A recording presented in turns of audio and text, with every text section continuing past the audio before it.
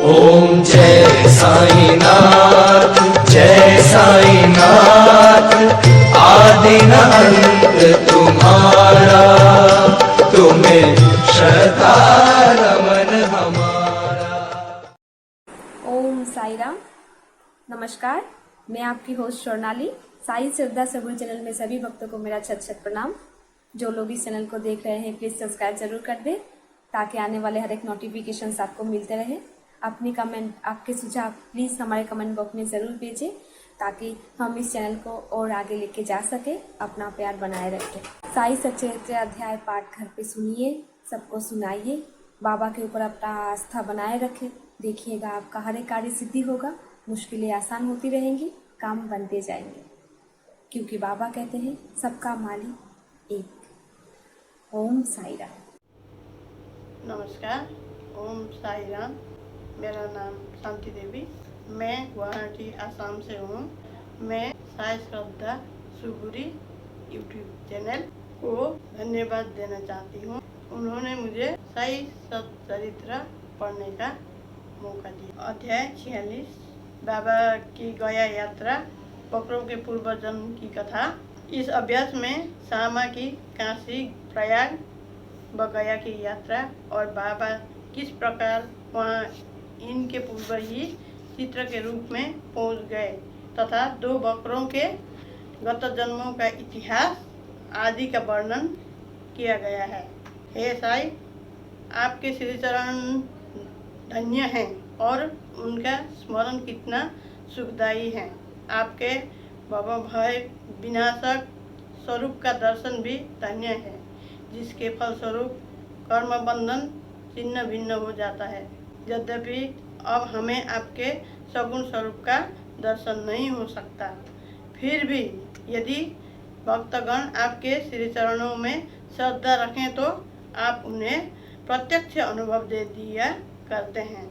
आप एक अज्ञात आकर्षण शक्ति द्वारा निकटस्य या दूरस्य भक्तों को अपने समीप खींचकर उन्हें एक दयालु माता के समान हृदय से लगाते हैं।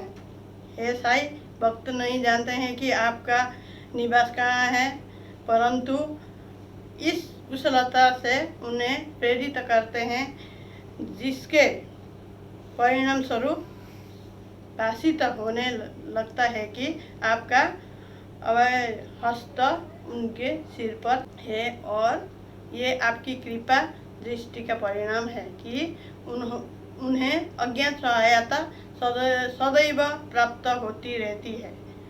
अहंकार के वशीभूत होकर उच्च कोटि के विद्वान और चतुर पुरुष भी इस भवसागर की दलदल में फंस जाते हैं, परंतु हे साई, आप केवल अपनी शक्ति से असहाय और सुहृदय भक्तों को इस दलदल से उबारकर उनकी रक्षा किया करते हैं। पर्दे की ओट में छिपे रहकर आप ही तो सब न्याय कर रहे हैं, फिर भी आपकी संपूर्ण जीवन गाथा न जान सका।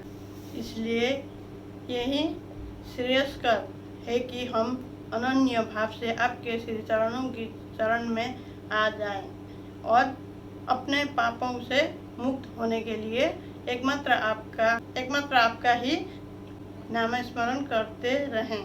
आप अपने निष्काम भक्तों की समस्त इच्छाएं पूर्ण कर उन्हें परमानंद की प्राप्ति करा दिया करते हैं।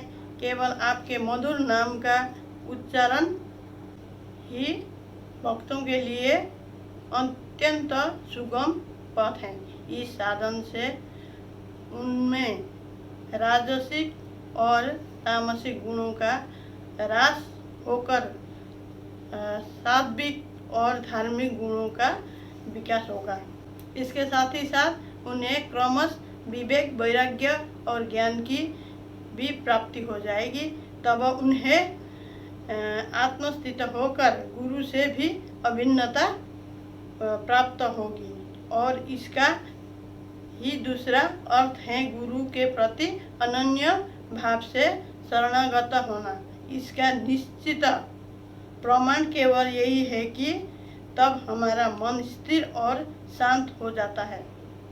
इस शरणागति, भक्ति और ज्ञान की महत्ता अद्वितीय है, क्योंकि इनके साथ ही शांति, वैराग्य, कीर्ति, मोक्ष इत्यादि की भी प्राप्ति सहज ही हो जाती है। यदि बाबा अपने भक्तों पर अनुग्रह करते हैं तो वे सदैव ही उनके समीप रहते हैं।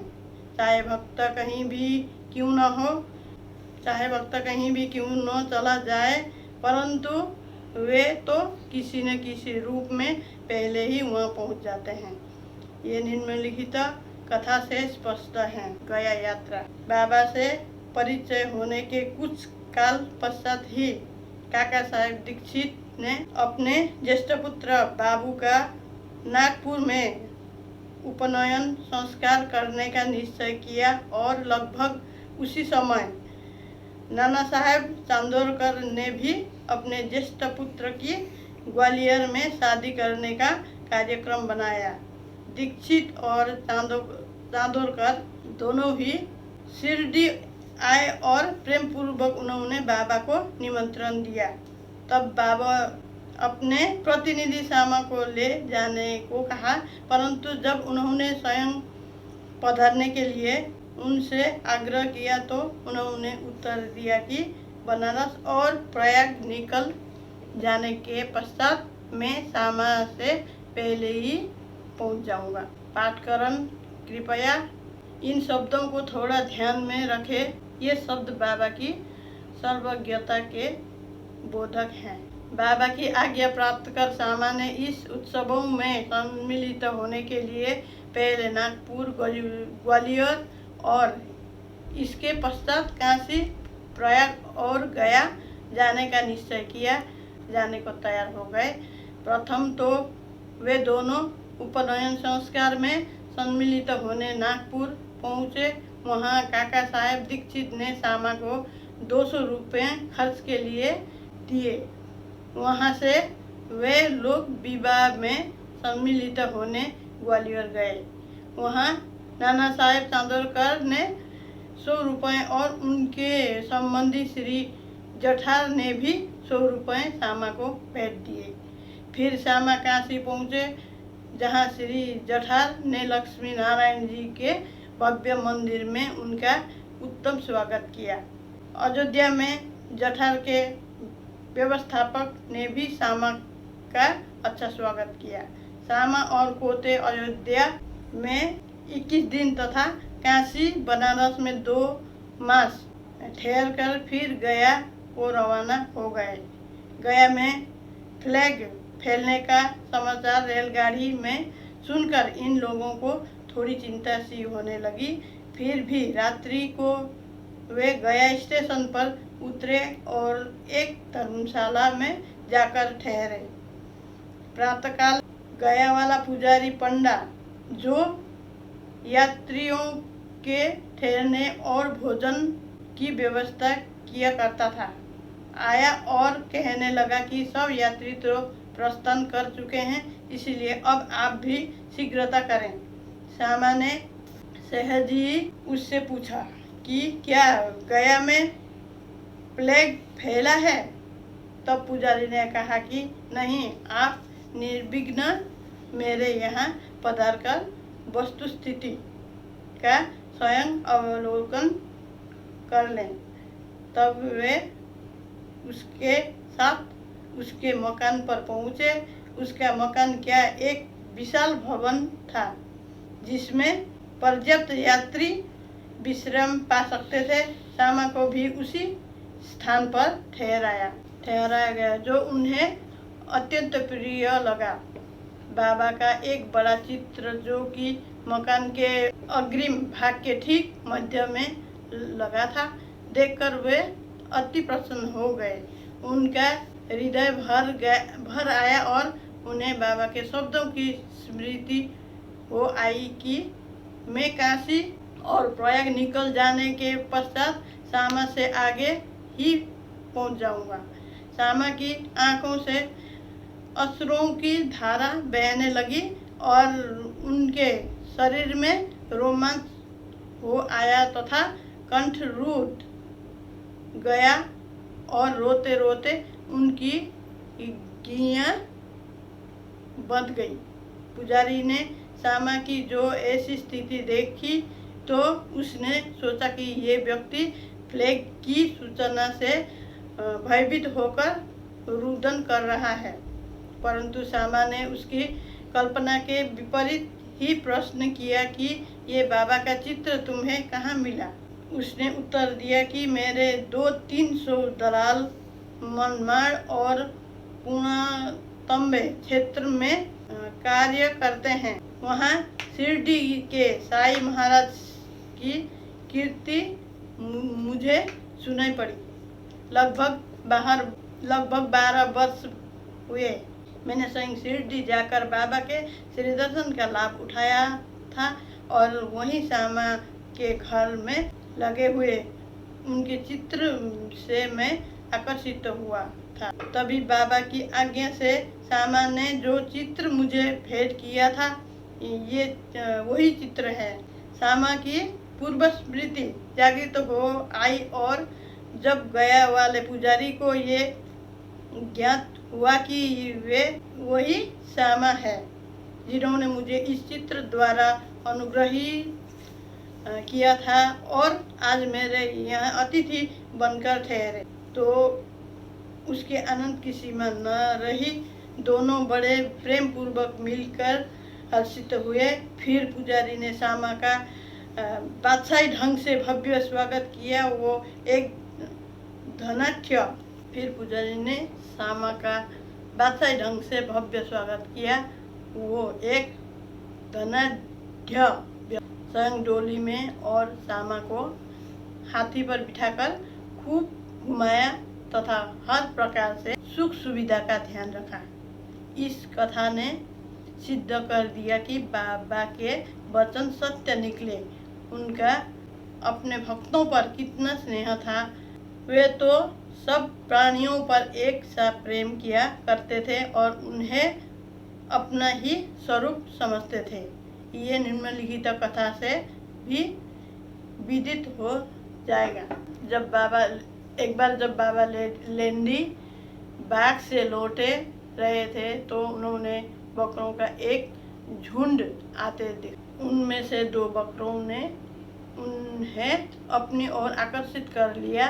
बाबा ने जाकर प्रेम से उनका शरीर अपने हाथ से थपथपाया और उन्हें 32 रुपए में खरीद लिया।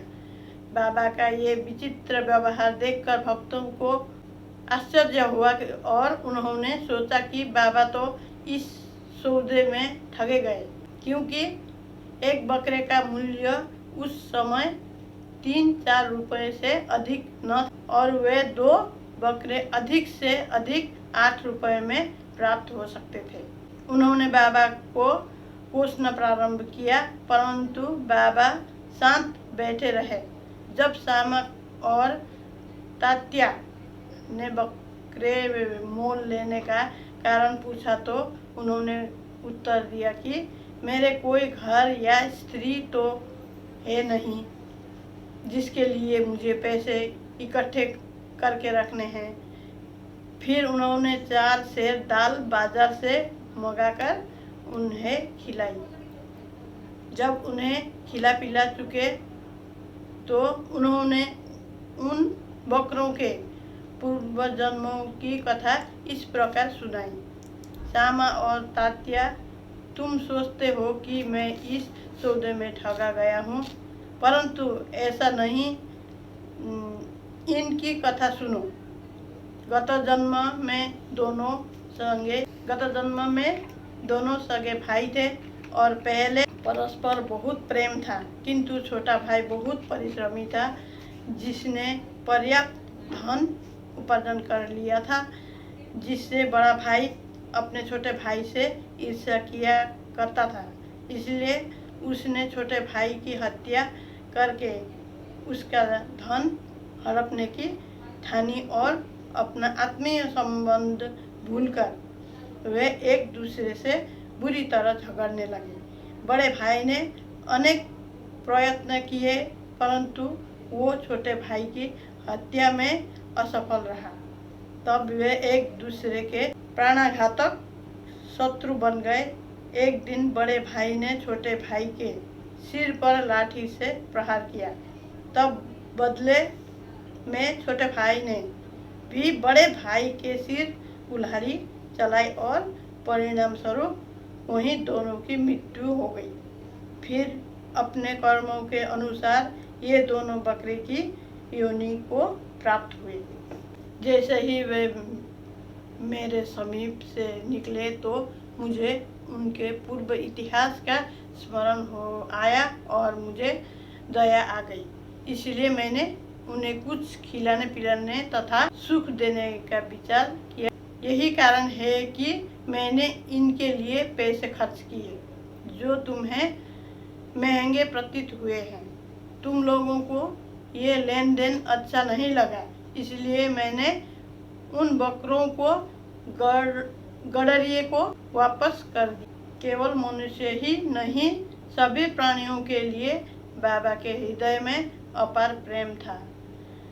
श्री सद्गुरु साईनाथार्पणमस्तु। शुभम भवतु। ओम साई राम।